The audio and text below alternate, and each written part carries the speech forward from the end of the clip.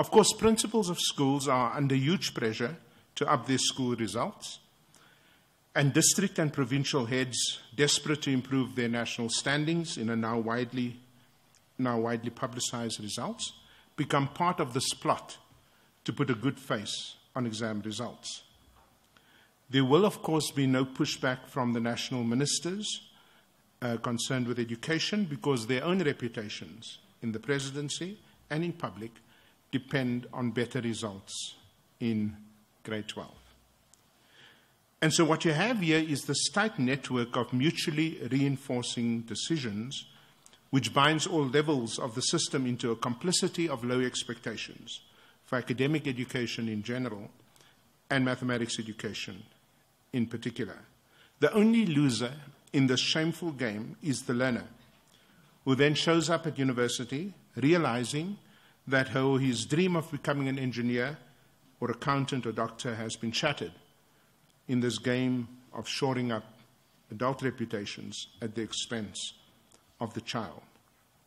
Which brings me to the chaos in the land at the moment, from Marikana to the Dorings. The country is burning. The people have learned through gainful experience that to protest is to destroy, burn, attack, insult, vilify, undermine, and then to dance. That oddly bizarre South African response to events both tragic and triumphant. Where is the table of reason in this crisis? Where are the long debates and the application of the mind to what is no doubt a complex economy that absorbs pools of unskilled or low-skilled labor from more than one country to enrich a few? Where were the anticipatory actions by politicians and farmers alike to address the historical problem of low wages among the poorest of citizens? Where is the analysis that links the violence of the Dorings to this epicenter of the xenophobia that struck the region not too long ago? It's the same place. Where are the financial calculations that test the proposition that raising wages in a fragile global and domestic economy invariably leads to job losses on implementation? No, this is not a country that resorts to reasoning in a crisis. We resort to rage. We use our muscles, not our minds. We are inflamed by images we do not like, rather than words we fail to ponder. We lack the capacity to anticipate the consequences of destructive action, for that would require logical processes of thought, for which we do not have the mental preparation. It does not help, by the way, that behind the flames of the wine farm protest lies a long-held political threat to make that province ungovernable. But there is a much deeper problem here that I wish to warn about. More and more young people are flooding the ranks of the semi-literate, unemployable masses whose only job might be in the dark underground caverns of the mines or toiling in the unbearable heat of the pesticide-covered vineyards of the Cape. In those smothering conditions, a dangerous lesson is being learnt. You can raise your wages and life chances dramatically by protesting violently. You don't need to be a behavioral psychologist to understand that if people protest and you give them something, the next time you'll do it again if you want more money in this case.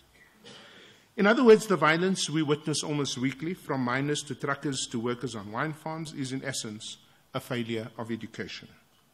These young and middle-aged people dancing and looting in the Cape and brandishing weapons during protests in the Northwest are the people that we failed in not offering them more and better education. We failed to keep them in school. And while in school, we failed to teach them the values that come with good mathematics education, reasoning, logic, and the long-term benefits calculated to come from finishing school and getting a post-school qualification.